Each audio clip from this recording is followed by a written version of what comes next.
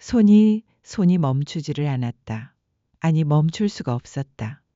종이를 잡은 손가락 끝이 하얗게 질려 있었고 편지지가 바스락거리는 소리가 귀에 너무나 크게 울려댔다. 마치 천둥 소리처럼 40년을 함께 산 남편의 서재에서 내가 이런 걸 발견하게 될 줄이야. 정수가 죽고 일주일이 지난 지금 이런 비밀이 숨어 있었다니. 심장이 미친 듯이 뛰고 있었다. 가슴이 터질 것 같았다. 숨을 크게 들이마셨다가 천천히 내쉬어 보았다. 하나, 둘, 셋. 진정하자, 순이야. 하지만 손은 계속 떨렸다. 순이야, 내가 잊어버린 것들을 찾아라. 분명히 정수의 필체였다. 그 특유의 각진 글씨체. 40년을 함께 살면서 수없이 봐왔던 그 글씨. 하지만 이건 변호사 사무실에서 읽어준 공식 유언장이 아니었다. 완전히 다른 내용이었다. 그런데 왜 이런 걸 숨겨두었을까? 내가 모르게 왜? 그리고 이 이상한 숫자들은 또 뭐지? 8273이라고 적혀 있는데 혹시 우리 결혼 기념일인가? 아니야. 그럴 리가 없어. 정수가 나한테 숨길 게 뭐가 있다고. 발걸음 소리가 방 안에서 울려 퍼졌다. 내가 서재를 걸어 다니는 소리였는데 이상하게 내 발걸음인데도 마치 남의 발소리처럼 들렸다. 더 정확히 말하면 마치 정수가 걸어 다니는 것 같았다. 등골이 서늘해졌다. 안 돼. 못 본 척하고 싶었다. 이 편지를 다시 금고에 넣고 금고를 잠그고 서랍을 닫고 아무 일도 없었던 것처럼 유품 정리를 계속하고 싶었다. 67년을 살아오면서 깨달은 게 하나 있다면 어떤 비밀은 무덤까지 가져가는 게 좋다는 것이었다. 진실이 항상 우리를 자유롭게 해주는 건 아니니까. 때로는 진실이 우리를 파괴하기도 하니까. 하지만 호기심이라는 건 정말 무서운 거였다. 내 의지와는 상관없이 나는 다시 금고를 열고 있었다. 딸깍 소리가 마치 총성처럼 크게 들렸다. 온 세상이 고요한 가운데 그 소리만 울려 퍼지는 것 같았다. 이미 늦어버렸다. 판도라의 상자는 열렸고 나는 이미 봐버렸다. 되돌릴 수 없었다. 편지를 다시 펼쳤다. 손이 너무 떨려서 글씨가 흔들려 보였다. 내가 처음 웃었던 곳, 붉은 벽돌 아래 세 번째. 도대체 이게 무슨 뜻이지? 내가 처음 웃었던 곳이라니. 정수는 내 인생의 모든 순간을 다 기억하고 있었단 말인가? 붉은 벽돌, 세 번째. 마치 암호 같았다. 보물찾기 게임같이. 그런데 왜 이런 수수께끼를 남긴 걸까? 정수야, 도대체 너는 내게 무엇을 말하려는 거야? 가슴 깊은 곳에서 뭔가 불안한 예감이 올라왔다. 이건 단순한 게임이 아닐 것 같았다. 정수가 이렇게까지 공들여 숨겨둔 건 분명 내가 알면 안 되는 무언가였을 것이다. 아니면 내가 잊고 있는 무언가였을 것이다. 내 이름은 박순희. 올해 67이다. 27살에 결혼해서 40년을 한 남자와 살았다. 하지만 일주일 전 그 남자가 세상을 떠났다. 폐암이었다. 병원에서 6개월이라고 했는데 2달을 더 버텼었다. 의사들은 기적이라고 했지만 나는 정수가 나한테 무언가 말하지 못한 게 있었기 때문이라는 걸 알고 있었다. 매일 밤 침대에서 뒤척이면서 들리지 않을 만큼 작게 뭔가를 중얼거리던 모습. 나는 모른 척했지만 정수의 그런 모습이 마음 아팠다. 장례를 치르고 집에 돌아왔을 때 빈집의 정적이 귀를 먹먹하게 만들었다. 벽시계만 똑딱똑딱 소리를 내고 있었다. 그 소리가 이렇게 크게 들린 적이 없었는데 40년 동안 누군가의 아내였던 나는 이제 누구인가? 정수 없는 순이는 존재할 수 있을까? 거울을 보니 낯선 할머니가 서 있었다. 언제 이렇게 늙었지? 그래서 시작한 게 유품 정리였다. 정수와의 마지막 이별이라고 생각하면서 말이다. 정수의 옷가지들을 만질 때마다 그의 채취가 났다. 라벤더 향 세제와 오래된 담배 냄새. 금연한 지 10년이 됐는데도 옷에서는 여전히 그 냄새가 났다. 코끝이 찡해져서 잠시 옷을 가슴에 품고 울었다. 서재 정리를 할 때였다. 책상 서랍을 하나씩 비우면서 서류들을 분류하고 있었는데 맨 아래 서랍이 이상하게 얕았다. 다른 서랍들과 비교해 보니 분명히 깊이가 달랐다. 손으로 더듬어 보니 뒤쪽에 뭔가 딱딱한 게 만져졌다. 작은 금고였다. 언제 이런 걸 숨겨두었을까?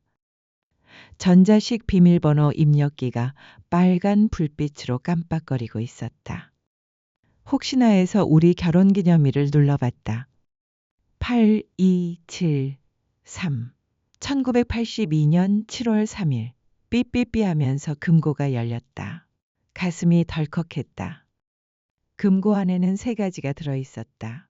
녹슨 작은 열쇠 하나, 은행 통장 하나, 그리고 내 이름이 정성스럽게 쓰인 봉투, 정수의 글씨체였다. 봉투를 만지니 두꺼운 편지지가 만져졌다. 봉투를 뜯는 소리가 마치 천이 찢어지는 소리처럼 크게 들렸다. 왜 이렇게 모든 소리가 크게 들리는 걸까? 사랑하는 순이에게 정수의 글씨체였다. 하지만 평소보다 많이 떨리는 손글씨였다. 병원에서 쓴 것 같았다. 공식 유언장과는 완전히 다른 내용이었다. 잠시 목이 메어 말이 잘 안 나왔다. 물을 한 모금 마시고 다시 읽어봤다. 손이 계속 떨려서 편지를 제대로 잡기도 힘들었다. 순이야, 만약 내가 이 편지를 읽고 있다면 나는 이미 떠났을 거야. 미안하다. 살아있을 때 말하지 못한 것들이 너무 많아. 하지만 이제라도 늦지 않았다고 생각해. 내가 잊어버린 것들을 찾아. 아니, 내가 일부러 묻어버린 것들을 찾아. 일부러 묻어버린 것들? 무슨 소리지? 나한테 그런 게 있나? 40년 동안 정수 곁에 살면서 숨긴 게 뭐가 있다고. 정수는 내 모든 걸 알고 있었는데. 다음 편지 내용을 보았다. 첫 번째 단서, 내가 처음 웃었던 곳, 붉은 벽돌 아래 3번째, 이 열쇠를 가져가. 편지를 접으면서 바스락 소리가 또 났다. 손이 계속 떨렸다. 열쇠를 들어보니 작고 녹슨 것이 차가운 느낌이었다. 내가 처음 웃었던 곳, 정수와 처음 만난 게 소개팅이었는데 그때는 어색해서 웃지도 못했다. 첫 데이트에서도 긴장해서 경직되어 있었고, 그럼 결혼하고 나서인가? 신혼집에서? 우리 첫 집은 수유리에 있는 낡은 연립주택이었다. 3층짜리 붉은 벽돌 건물에 엘리베이터도 없어서 매일 계단을 오르내렸었다. 좁았지만 우리만의 보금자리였다. 하지만 그 집은 15년 전에 재개발로 철거됐었다. 미경이에게 전화를 걸어 물어봤다.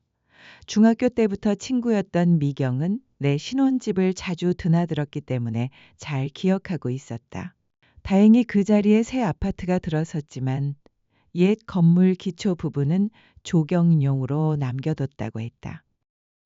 지하실이 아니라 1층 창고가 있었다고 했다. 붉은 벽돌 아래 3번째. 혹시 계단에서 3번째를 말하는 건가? 가슴이 두근거렸다. 수유리까지 가는 지하철 안에서 나는 계속 그 작은 열쇠를 만지작거렸다. 주머니에서 꺼내서 살펴보니 정말 오래된 것 같았다. 무엇을 여는 열쇠일까? 지하철이 덜컹거릴 때마다 가방 안에서 열쇠가 딸랑거리는 소리가 났다. 40년 만에 돌아가는 신혼집터 마음이 복잡했다. 그때는 정말 행복했는데 좁은 집이지만 정수와 단둘이 사랑이 넘쳤던 그 시절이 왜 지금 가슴이 이렇게 아플까? 수유역에서 내려서 걸어가면서 주변이 얼마나 많이 바뀌었는지 실감했다. 옛날 시장 자리에는 대형마트가, 골목길에는 세련된 카페들이 들어서 있었다. 추억 속의 그 동네는 온데간데 없이 사라져 버렸다. 수유역에서 내려서 걸어가면서 주변이 얼마나 많이 바뀌었는지 실감했다. 옛날 시장 자리에는 대형마트가, 골목길에는 세련된 카페들이 들어서 있었다. 추억 속의 그 동네는 온데간데 없이 사라져 버렸다. 우리 집이 있던 자리를 찾기가 쉽지 않았다. 15년이라는 시간이 모든 걸 바꿔놓았다. 한참을 헤매다가 새로 지은 아파트 단지를 발견했다. 수유 힐스테이트라는 반짝이는 간판이 붙어 있었다. 예전에 정겨운 동네와는 전혀 다른 모습이었다. 단지 입구의 경비실에서 물어보니 15년 전에 연립주택들을 철거하면서 조경구역에 옛날 건물의 기초석 일부를 남겨뒀다고 했다. 추억을 위해서 말이다. 심장이 빨리 뛰기 시작했다. 조경구역은 아파트 단지 한쪽 모서리에 있었다. 작은 공원처럼 꾸며져 있는데 한쪽에 붉은 벽돌 조각들이 예술적으로 배치되어 있었다. 안내판에는 옛 수유리 연립주택 기념 조형물이라고 적혀 있었다. 그 글씨를 보니 갑자기 눈물이 났다. 우리의 첫 보금자리였는데. 붉은 벽돌들을 자세히 살펴봤다. 색깔도 예전과 똑같았다. 아래에서 세 번째, 바닥에서 세 번째 줄의 벽돌을 하나씩 만져봤다. 시멘트가 딱딱하게 굳어 있었지만 그중 하나가 살짝 움직였다. 손톱으로 테두리를 살살 긁어보니 더 많이 움직였다. 벽돌을 빼내자 그 뒤에 작은 구멍이 있었다. 그리고 그 안에 플라스틱 통이 하나 들어 있었다. 먼지가 쌓여 있었지만 밀봉이 잘 되어 있는 것 같았다. 손을 뻗어서 통을 꺼냈다. 무거웠다. 뚜껑을 열자 또 다른 편지와 낡은 일기장이 나왔다. 일기장 표지에는 순이의 일기라고 내 글씨로 적혀 있었다. 하지만 이런 일기장을 쓴 기억이 없는데 편지부터 읽어봤다. 역시 정수의 글씨였다. 순이야, 첫 번째 단서를 찾았구나. 이 일기장은 너가 신혼 첫 해에 쓴 거야. 읽어보면 알겠지만 그때 너는 지금의 너가 기억하는 것과는 다를 거야. 그리고 그 아래 또 다른 단서가 적혀 있었다. 다음 단서는 너가 그림을 그리던 작은 방 캔버스 뒤편을 봐. 일기장이라고? 나는 일기를 쓴 적이 없는데. 하지만 첫 페이지를 펼치니 분명 내 글씨였다. 20대 초반의 둥글둥글한 글씨체. 지금보다 훨씬 예뻤다. 하지만 기억이 전혀 없는 내용이었다. 1982년 8월 15일 정수와 결혼한 지 한 달 반이 됐다. 행복하긴 한데 뭔가가 답답하기만 하다. 파리 유학 포기한 게 맞는 걸까? 미술학원 선생님이 그렇게 말렸었는데 이런 내용이 적혀 있었다. 파리 유학? 나한테 그런 기회가 있었다고? 미술학원? 전혀 기억이 나지 않았다. 손이 떨리면서 페이지를 넘겼다. 8월 20일. 오늘 정수한테 그림 얘기를 했더니 지하 창고를 작업실로 써보라고 했다. 정말 고마운 남편이다. 8월 25일. 창고를 정리해서 작업실을 만들었다. 작긴 하지만 나만의 공간이 생겼다. 정수가 이젤까지 사다 줬다. 오랜만에 붓을 잡으니까 행복하다. 작업실은 뭐지? 지하 창고를 작업실로 만들었다. 내가 그림을 그렸다고? 9월 3일. 첫 작품을 완성했다. 우리 집 앞 골목길 풍경이다. 정수가 보고 깜짝 놀라더니 정말 잘 그렸다고 했다. 파리에 가지 않아도 여기서 충분히 그림을 그릴 수 있을 것 같다. 계속 읽어가며 충격을 받았다. 파리 유학을 포기했다는 얘기가 계속 나왔다. 나한테 그런 기회가 정말 있었나? 왜 전혀 기억이 안 나지? 10월 17일 미술학원 김 선생님이 찾아오셨다. 파리 유학 기회를 다시 한번 생각해 보라고 아직 늦지 않았다며 정수도 함께 가면 된다고 하시는데 정수한테 어떻게 말하지? 10월 20일. 정수한테 얘기했다. 그랬더니 정수가 오히려 가보라고 했다. 자기는 여기서 기다리고 있겠다고. 이런 남편을 어디서 찾나? 하지만 나는 정말 가고 싶은 건가? 정수와 떨어져 있고 싶은 건가? 정수가 파리 유학을 권했다고? 이상했다. 내가 기억하는 정수는 내가 집에서 가정주부 역할만 하기를 원하던 사람이었는데 11월 2일 결정했다. 파리에 가지 않기로. 사랑하는 사람과 함께 있는 게 더 중요하다. 그림은 여기서도 그릴 수 있으니까. 11월 10일 김 선생님이 실망하셨다. 그래도 이해해 주신다고 하셨다. 대신 개인전이라도 해보라고 하시는데 그런 큰 욕심은 없다. 정수 옆에서 조용히 그림 그리는 게 좋다. 개인전? 나한테 그런 실력이 있었다고? 마지막 장을 넘겼다. 날짜가 1983년 2월 14일이었다. 더 이상 일기를 쓰지 않기로 했다. 그림도 그만둘 생각이다. 임신했다. 정수가 너무 좋아한다. 나도 기쁘다. 이제 엄마가 되는 거다. 그림 같은 건 사치다. 아이를 잘 키우는 게 내 역할이다. 임신?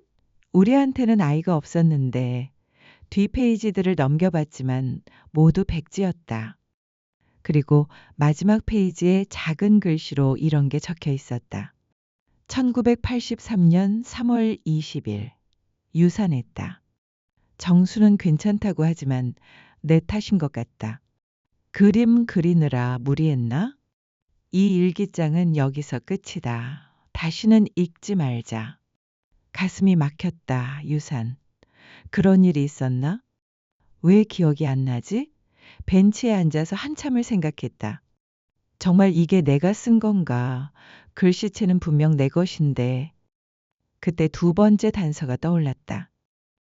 내가 그림을 그리던 작은 방, 캔버스 뒤편을 보라. 종로에 있던 창작미술학원을 찾아갔다. 40년이 지났으니 없어졌을 거라고 생각했는데 놀랍게도 아직 그 자리에 있었다. 간판만 창작 아트센터로 바뀌었을 뿐이었다. 건물에 들어서자 오래된 유화 냄새가 났다. 40년 전과 똑같은 냄새였다. 갑자기 가슴이 두근거렸다. 어렴풋이 기억나는 것 같기도 하고 사무실에서 김석주 선생님을 찾는다고 하니 아직 계신다고 했다. 80이 넘으신 백발의 할아버지가 나타나셨는데 나를 단번에 알아보셨다. 선생님이 말씀하시길 내가 2년 동안 다녔고 가장 아끼던 제자 중 하나였다고 했다. 파리 유학까지 추천했는데 결혼 때문에 포기했다고 하시면서 혹시 기억에 문제가 있냐고 걱정스럽게 물어보셨다. 내가 그렸던 그림들이 아직 있냐고 물으니 창고에 보관하고 있다고 하셨다. 언젠가 내가 찾으러 올 줄 알았다면서 3층 창고로 안내해 주셨다. 먼지가 쌓인 캔버스들과 조각상들 사이에서 선생님이 하나의 상자를 꺼내셨다. 박순희 작품들이라고 적힌 상자를 열자 10여 점의 그림이 나왔다. 모두 내가 그린 거라고 하는데 정말 실력이 있었다. 이런 걸 내가 그렸다고? 가장 위에 있던 그림을 들어 올렸다. 캔버스 뒤편에 뭔가 붙어 있었다. 작은 봉투였다. 선생님 말씀으로는 내가 마지막에 왔을 때 붙여놓고 갔다고 하셨다.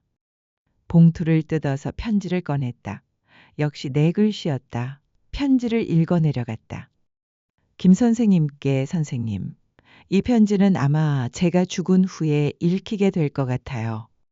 아니면 제가 모든 걸 잊어버린 후에 나요. 저는 지금 너무 아픕니다. 아이를 잃었습니다. 그림 때문에 무리했나 싶어서 자꾸 자책하게 됩니다. 정수는 괜찮다고 하지만 저는 제 자신을 용서할 수가 없습니다. 그래서 결정했습니다. 모든 것을 잊겠습니다. 그림도 파리 유학 기회도 심지어 아이를 잃은 슬픔도 나는 그냥 정수의 아내로만 살겠습니다. 그 편지와 함께 정수의 마지막 단서가 남겨져 있었다. 순이야, 가장 아픈 선택을 했던 그곳, 내 마음이 묻힌 곳으로 가봐. 편지를 읽고 나니 선생님이 걱정스럽게 물어보셨다. 내가 유산을 했었냐고 하니 그런 일은 없었다고 하셨다. 내가 파리 유학을 내 아이 같은 꿈을 이뤘다고 표현했을 뿐이라고. 순간 정신이 번쩍 들었다. 아이가 아니라 꿈을 잃은 거였구나. 내가 기억을 뒤섞어 버린 거였다. 40년 동안 내 마음속에서 꿈을 잃은 슬픔이 아이를 잃은 슬픔으로 바뀌어 버린 거였다.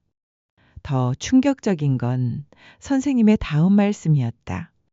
내가 그림을 그만둔 건 내 선택이었고 정수 씨는 오히려 말렸다고 했다. 신혼여행도 파리로 가자고 하고 프랑스어도 함께 배우자고 했는데 내가 고개를 저었다고 하셨다.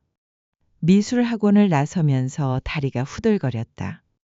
40년 동안 살아온 내 인생이 거짓말이었다는 게 믿어지지 않았다. 정수를 원망하며 살아온 세월들, 내가 희생했다고 생각했던 모든 것들이 길을 걸으면서 조금씩 진짜 기억들이 돌아오기 시작했다. 파리 유학 이야기가 나왔을 때 정수가 보였던 반응이 떠올랐다. 같이 가면 된다고, 자기도 거기서 뭔가 할 일을 찾아보겠다고 했던 그 진지한 눈빛. 그런데 나는 뭐라고 대답했더라? 안 된다고. 당신이 나 때문에 모든 걸 포기할 순 없다고 그렇게 말하면서 울었던 것 같다. 신혼집 지하 창고에서 그림을 그릴 때도 정수는 항상 응원해줬다. 정말 잘 그렸다고, 개인전 해보라고, 자기가 도와주겠다고 했던 기억이 어렴풋이 떠올랐다. 그런데 나는 왜 기억을 바꿔버린 거지? 마지막 단서를 찾아 명동 성당으로 갔다. 가장 아픈 선택을 했던 그곳, 내 마음이 묻힌 곳으로 가라. 가장 아픈 선택. 파리 유학을 포기한 순간이 아니라 그림을 완전히 그만두기로 결정한 순간을 말하는 건가? 그때가 언제였더라? 갑자기 떠올랐다. 명동성당. 우리가 결혼식을 올렸던 곳이지만 사실 그보다 더 중요한 기억이 있었다. 결혼 1주년 되던 날 나는 그곳에서 정수에게 마지막 고백을 했었다. 그림을 완전히 포기하겠다고, 더 이상 꿈 같은 소리 하지 않겠다고. 명동 성당에 도착했을 때 해가 지고 있었다. 40년 전 결혼식을 올렸던 그 성당은 여전히 장엄했다. 저녁 미사가 끝난 후라 사람들이 별로 없었다. 제단 앞 첫 번째 벤치에 앉았다.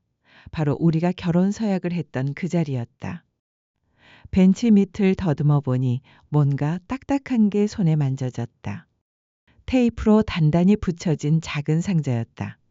손톱으로 테이프를 뜯어내면서 40년 전 그날이 조금씩 생각났다.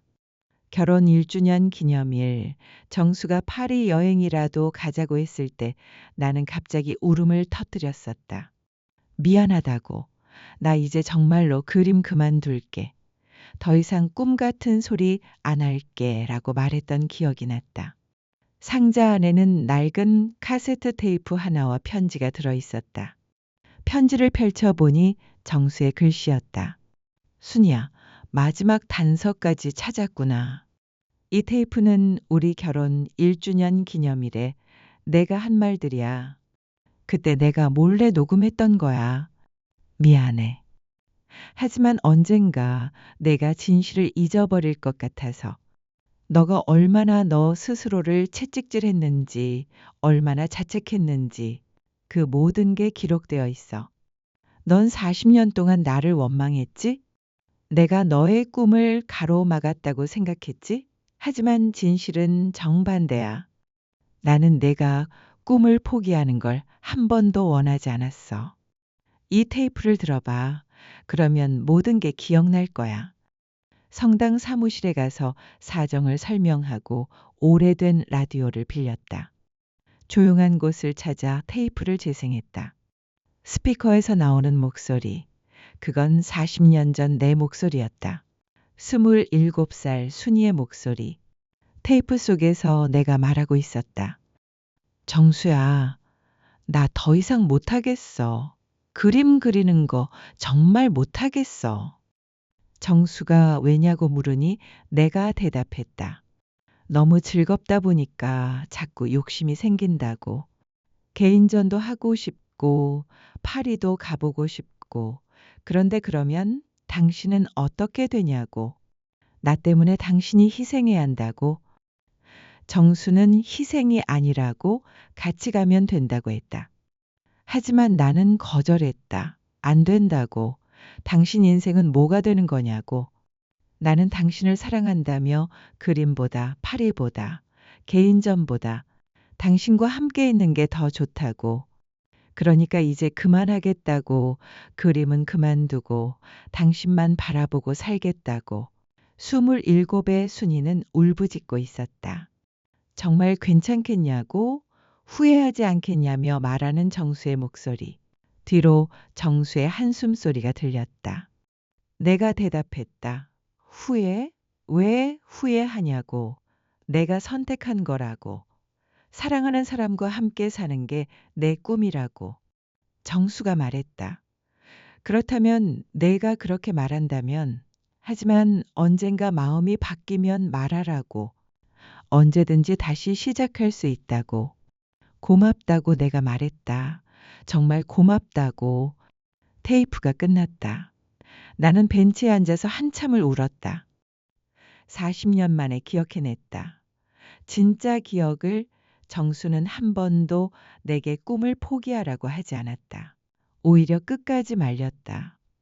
나 스스로가 사랑 때문에, 아니 사랑을 핑계로 꿈을 포기한 거였다. 그럼 왜 나는 40년 동안 정수를 원망하며 살았을까? 왜 기억을 바꿔버린 걸까? 집으로 돌아가는 지하철 안에서 곰곰이 생각해 봤다. 아마도 내가 무서웠던 거다. 내 선택에 대한 책임을 지기가 무서웠던 거다. 만약 잘못된 선택이었다면 어떡하지? 만약 파리에 갔어야 했다면 그 후회를 견딜 수 없어서 정수 탓으로 돌린 게 아닐까? 정수 때문에 포기했다고 생각하는 게 내가 잘못 선택했다고 인정하는 것보다 훨씬 쉬웠으니까. 집에 도착해서 정수의 공식 유언장을 다시 꺼내봤다. 변호사 사무실에서 읽어줬던 그 유언장 말이다. 그때는 별로 신경 쓰지 않았는데 지금 다시 읽어보니 마지막 부분에 이런 말이 있었다. 사랑하는 아내 순이에게 당신은 40년 동안 나를 위해 많은 것을 포기했다고 생각할지도 모릅니다. 하지만 그건 사실이 아닙니다. 당신이 포기한 것들은 모두 당신 스스로 선택한 것들이었고 그 선택들 덕분에 우리는 행복할 수 있었습니다. 이제 저는 없지만 당신은 남았습니다. 67살은 끝이 아닙니다. 새로운 시작입니다. 당신이 묻어둔 꿈들을 다시 꺼내세요. 이번에는 누구를 탓하지 말고 누구를 위해서도 말고 오직 당신 자신을 위해서 하세요. 눈물이 뚝뚝 떨어졌다. 미안했다. 정수야. 40년 동안 너를 원망하며 살아서 고마웠다. 정수야. 마지막까지 나를 이해해주고 용서해줘서. 서재로 가서 구석에 던져둔 캔버스와 물감들을 꺼냈다. 먼지가 수북히 쌓여 있었다. 붓을 손에 들어보니 40년 전 그 감촉이 그대로 남아 있었다. 신기했다. 몸이 기억하고 있었다. 무엇부터 그릴까? 캔버스를 바라보다가 문득 창밖 정원이 보였다. 정수가 심어놓은 장미꽃들이 늦가을인데도 아직 피어 있었다. 빨갛고 노란 꽃잎들이 바람에 살랑거리고 있었다. 아름다웠다. 첫 작품은 그 장미를 그리기로 했다. 제목은 늦은 꽃이다. 늦게 피었지만 그래서 더 아름다운 꽃처럼 67살에 다시 시작하는 내 꿈도 그럴 거라고 믿으면서 붓에 빨간 물감을 묻혀 캔버스에 첫 획을 그었다. 그 순간 가슴속 깊은 곳에서 뭔가가 뜨겁게 올라왔다. 기쁨이었다. 순수한 기쁨. 이렇게 행복한 기분이 언제 이후였을까? 그런데 갑자기 미경에게서 전화가 왔다. 아까 전화하고 나서 계속 걱정됐다면서 안부를 물었다. 나는 미경에게 정수가 남긴 편지들 이야기를 했다. 내가 40년 동안 완전히 잘못 기억하고 있었다고, 정수를 원망하면서 살았는데 사실은 그게 아니었다고, 목이 메어서 말을 잇지 못했다. 미경이 지금 가겠다고 했지만 괜찮다고 했다. 오히려 좋다고. 이제야 진실을 알게 됐으니까. 전화를 끊고 다시 캔버스 앞에 섰다. 장미꽃잎 하나하나를 그리면서 생각했다. 정수는 정말 마지막까지 나를 사랑했구나. 내가 스스로 만들어낸 감옥에서 벗어날 수 있도록 이 모든 단서들을 준비해뒀구나. 그런데 잠깐, 은행 통장은 뭐지? 금고에서 편지, 열쇠와 함께 나왔던 그 통장 말이야. 그림 그리던 손을 멈추고 통장을 펼쳐봤다. 예금주는 내 이름이었다. 박순이. 하지만 이런 통장을 만든 기억이 없는데 첫 페이지를 보니 1985년에 개설됐다고 나와 있었다. 그리고 매달 일정 금액이 입금되어 있었다. 3만 원씩 40년 동안 꾸준히. 마지막 잔액을 보고 깜짝 놀랐다. 1440만 원. 정수가 40년 동안 매달 3만 원씩 넣어둔 거였다. 통장 메모란에는 이렇게 적혀 있었다. 순위 그림 재료비와 개인전 준비금. 눈물이 또다시 흘러내렸다. 정수는 40년 동안 내가 언젠가 다시 그림을 그릴 날을 기대하며 돈을 모아뒀구나. 내가 그를 원망하고 있는 동안에도 이런 사랑이 있을까? 통장을 가슴에 품고 한참을 울었다. 미안해, 정수야. 정말 미안해. 그리고 고마워. 이런 남편을 만난 게 내 인생 최고의 행운이었어. 다시 붓을 들었다. 이번에는 더 힘차게, 더 자신있게 그림을 그렸다. 장미꽃이 점점 생생해지고 있었다. 마치 살아 숨쉬는 것처럼 정수가 지켜보고 있는 것 같았다. 며칠 후 나는 정말로 미술학원에 등록했다. 김 선생님이 내 손을 꼭 잡으시며 말씀하셨다. 40년 늦었지만 환영한다고, 이제 진짜 시작이라고. 수강생들은 모두 젊은 사람들이었다. 처음엔 어색했지만 붓을 잡으니 나이 따위는 상관없었다. 그림 앞에서는 모두가 평등했다. 젊은 친구들이 오히려 나를 선배라고 부르며 존경하는 눈빛으로 바라봤다. 첫 수업 때 그린 정물화를 보고 선생님이 감탄하셨다. 역시 재능은 녹이 슬지 않는다며 이 솜씨로 개인전을 준비해 보자고 하셨다. 개인전, 40년 전 꿈꿨던 그 개인전 말이다. 집에 돌아와서 정수가 모아둔 통장을 다시 봤다. 1440만 원. 개인전을 열기에 충분한 돈이었다. 정수는 정말 모든 걸 준비해뒀구나. 마지막까지 나를 믿어준 거구나. 그날 밤 나는 새 일기장을 샀다. 67살의 새로운 시작을 기록하기 위해서 2025년 11월 15일 오늘부터 다시 일기를 쓴다. 40전 그만뒀던 일기를. 하지만 이번에는 다르다. 이번에는 숨기지 않을 거다. 포기하지 않을 거다. 67살 박순이의 새로운 여행이 시작됐다. 창밖으로 눈이 계속 내리고 있었다. 하지만 내 마음은 따뜻한 봄이었다. 늦게 온 봄이지만 그래서 더 소중한 봄이었다. 정수야, 정말 고마워. 마지막 선물까지 고마워. 이제 나는 자유야. 67년을 살아온 나 자신을 사랑하고 앞으로의 시간을 온전히 내 것으로 만들어 갈 거야. 유언장의 함정이 아니라 유언장의 선물이었구나. 진짜 나를 찾게 해준 선물. 그렇게 박순이의 새로운 이야기, 67살에 꽃 피운 진짜 인생의 이야기가 시작되었습니다.